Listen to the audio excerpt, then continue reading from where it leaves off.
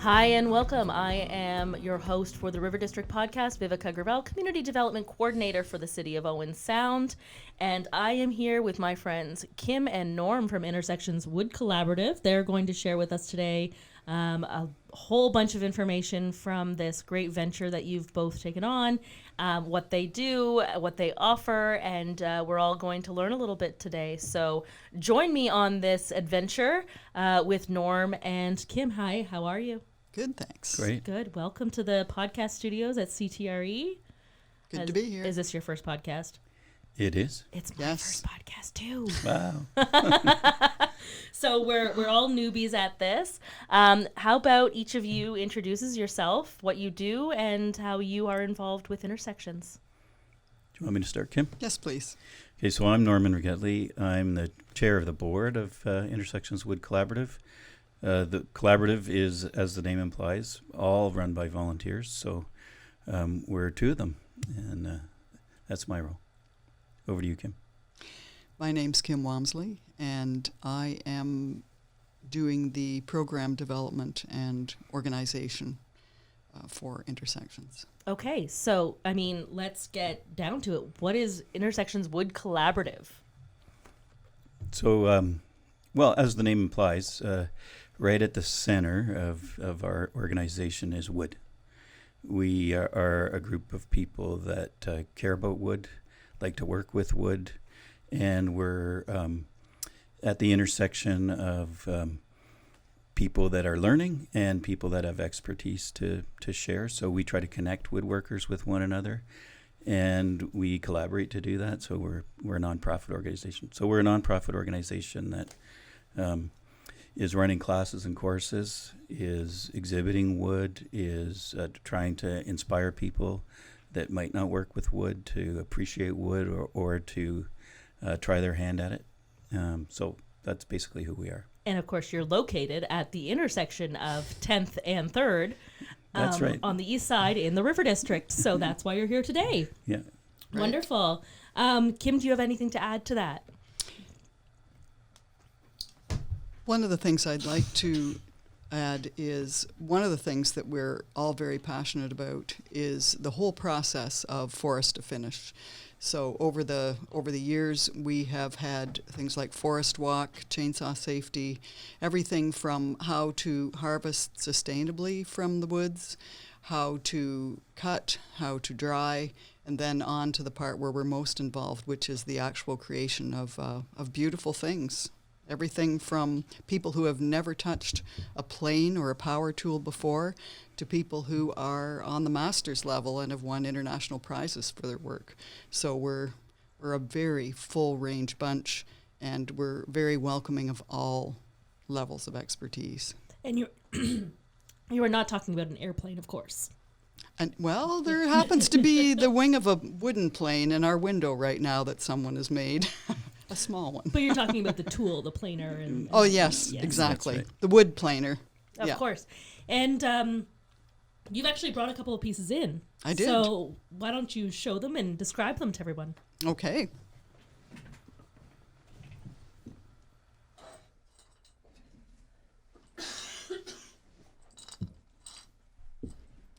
So what I'm holding, what I have in front of me right now, we have two branches of programming, main branches. We have a lot of diversity, but two main branches right now. One of them is turning on a lathe, where you make things like this beautiful vase that I have in my hand, made on a lathe by someone who has never touched a lathe before. The other things I have here, I have a pen and a keychain, which was made in the same workshop, and it has a beautiful inlaid part that the instructor, Carl Durantz, teaches people how to do, and also a small bowl. It's about 6 inches in diameter, relatively flat. The person who made this is a board member. He has never done anything like this before. Okay. And even though you can't see it, they're quite lovely and very functional. Okay, yeah, a pen is a pen, so Yeah. that's clearly a tool that we use all the time, Right. which is wonderful. So these are the kinds of items that people can expect to make in some of your courses that you offer? one of many, many things. The other branch that we do offer a lot of courses in is in joinery. And in that, you can learn how to make dovetail joints, mortise and tenon joints. You can't see it, but I brought in a small table today. It's beautiful. I've never made a table with hand tools before, and I did this in a weekend workshop with one of our instructors, Pierre Rousseau. The most inexperienced person can come in and walk away with something quite lovely. So in each of those areas, turning and joinery, we do beginner classes for people who've never done anything before to almost master's level class, where people who have made a lot of things, have a lot of expertise, and are really looking just to tune up their skills or maybe learn something that's new and different. Yeah, I mean, we all need to improve our skills all the time. Yeah. Keep practicing and doing all that kind of stuff. So that's kind of what Intersections is offering. Norm, you look like Yeah, there's some other activities that aren't classes and courses. So, for example, we're building a little wooden canoe, cedar strip canoe, and we've invited our members and subscribers to join us as we make and finish this little boat. And it's a chance really for me. I'm one of the participants. I don't know anything about it. First time ever doing it, learning from a fellow that knows more about it. And when it's done, we're going to auction it off to raise money for the organization. So we do and will do group projects like that. Okay. So if people are interested, they might not want to do a course, but they might just want to join in with other woodworkers and do something creative together. So very we're collaborative. Very collaborative. Essentially collaborative. Right, yeah. No, that's awesome. The other thing we offer is members can rent our shop. Okay. So let's say that you've got a project, but you don't have all the power machinery that you need. You can come in, rent the shop for half a day, however long you need, and complete your project. So we can offer services to people that don't have the space or have downsized, don't have a shop anymore, or are just starting out so they don't have all the tools. Or are looking for a little expert help. Yeah. There can be people made available if you want to do something you're not quite sure how. We encourage people to come in. One other thing that we do is sometimes a group of people will want to do something together. A group of friends might want to get together and make charcuterie boards, for example, or Norm, your paddle experience. Yeah, my family got together. We all made paddles. Oh, cool. Over a weekend. And we just had the Indigenous Friendship Center out with 6 people, sort of young people and elders. And over the course of 3 days, they all made paddles. It was great intergenerational experience. So we will partner up with other community organizations to make our space available for that kind of project. Okay, so tell me a little bit more about that. Say I'm a person who's got a group of friends. We want to make charcuterie boards, which I think would be very cool. How do I go about starting that process to set it up and to book it and to utilize the space? And keep in mind, I know nothing about anything. And you are in good company. Well, I would. There's an email address that's info@intersectionsos.org, and just drop us a line. Tell us what you're thinking of doing, or even just propose that we'd like to know perhaps what options we have. If there's Sure. other things for spoon making, stuff like that. Like if it's around coming up to Christmas time, you're looking for something that you can give away to friends. Those are the kind of things that relatively easy to learn, easy to do, but the people that receive them probably will feel really special. Yeah, there's something about a handmade gift that really makes it special. There are a couple of workshops we have being offered later in the year that are perfect for an activity like that. One of them is making a kaleidoscope. Okay. Yeah, Talk a little exactly. bit about that. Well, it's a turned tube that has the necessary mechanism inside to be able to make an instrument that you can twist like you do a kaleidoscope and watch the pattern change. Mm-hmm. And the other course So I'm thinking of my grandson for that. Did you make And one? how old is your grandson? He's 2. I'm sure that he can operate a kaleidoscope. Yeah. Oh, operate it, not Yeah. build it. No, I will make it and, Okay, give it okay. as a Christmas present. That's what I was like, 2 seems a little bit young to put them on like a lathe or something like that. Yeah, we probably wouldn't go there. Yeah. I mean, younger youths and things like that Yeah. could probably get involved. What's kind of the age range for beginning to get involved in this kind of thing for safety and 14 is about a good, that's not a, there's mature 13-year-olds and there's Of course. immature, 80-year-olds. But 14 is a good threshold. One other example of a project that would be a great family project is one of the turning classes involves making Christmas ornaments, wooden Christmas that sounds ornaments. so fun. They're absolutely gorgeous, and there's quite a variety that you can come up with. So that'd be a fun thing to do. And those courses we offer a little bit later in the year when people are starting to think about, what can I make for a gift? Do I want to make a bowl, or would I like to make some ornaments, or small things that you can just do in a couple of days. No, that's very cool. And then say that we're signing up for that course to build something. Are there different kind of levels within that course? Somebody who's particularly skilled, could they make something a little bit more extravagant? Yes. And somebody who's not skilled at all, me, looking at me, make something a little bit less extravagant. Maybe just a stick. For sure. And a very lovely stick. A though. very, very Yes, lovely beautifully stick. finished. The instructors are, our instructors are extremely experienced. They're also very flexible.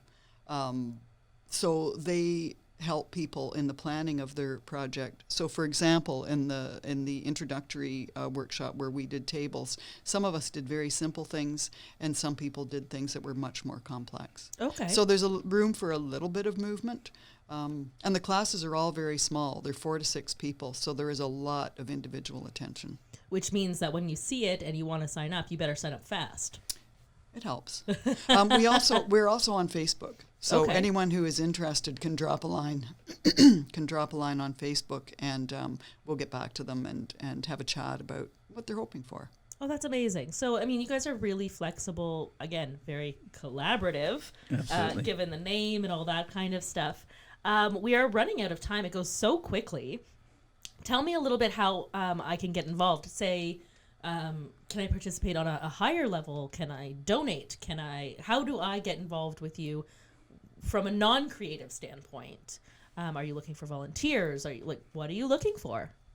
Absolutely. So starting, I guess, at the simplest level, you can follow what we're doing on Facebook, but you can subscribe as well, in which case you'll get an email on a sort of regular basis, but advertising, the courses and the classes and that sort of thing, and usually some other information about activities that we're doing. So subscribing is free, doesn't cost anything.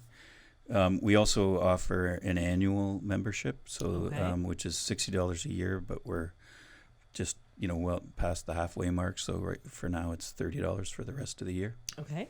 And members get first crack at the classes and workshops. Okay. All right. So it definitely pays to be a member. Yeah, and does. members can rent the shop. Non-members can't. So and it's also a way to help sustain the organization.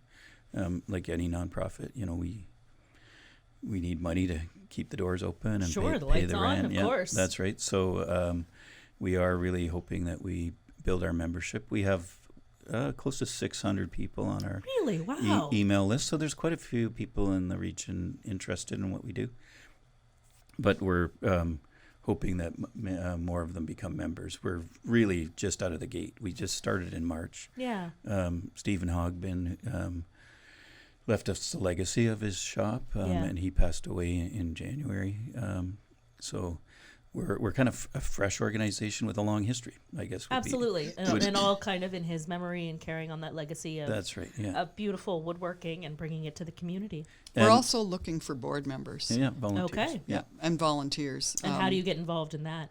Just contact us, and we will. We can get kind of a sense of what you're interested in doing, how much you want to be involved, whether it's a little one event thing or on a more ongoing basis. Wonderful. And there are particular kinds of expertise that we're looking for on the board. We're looking for people with any kind of legal or financial experience. We would welcome all different kinds of experience, though. We're a Absolutely. very small group, and we need to be bigger. We need some help. No, that's great. And this community is just full of caring people who are always happy to lend a hand and lend their expertise and stuff like that. So we are at the end of our time. It goes so quickly. Thank you so much for sharing your story and a bit more about Intersections Wood Collaborative and who you are and all of those kinds of things. If you can just really quickly go over how to get in touch with you, those details, just share those back with me, and then we'll share them with our... Absolutely. So the info at email address is info, at intersectionsos.org. Okay. And is there a website up currently? We're in the process of reactivating. Okay. So right now it's follow on Facebook. That's right. And that's where you'll get all of your details. What do you call it on Facebook? Intersections. Intersections Wood Collaborative. Wood Collaborative, that's right. And also Instagram. Okay. We post pictures and updates about workshops on Instagram as well. Excellent. So make sure you check them out on Instagram and on Facebook. And as always, you can reach us at owensoundriverdistrict.ca and at River District OS on all of our socials. And I'm Viveca Gravel, your Community Development Coordinator for the City of Owen Sound and the River District. And you've been listening to the River District Podcast. Thank you so much, and we'll see you guys soon. Thank you.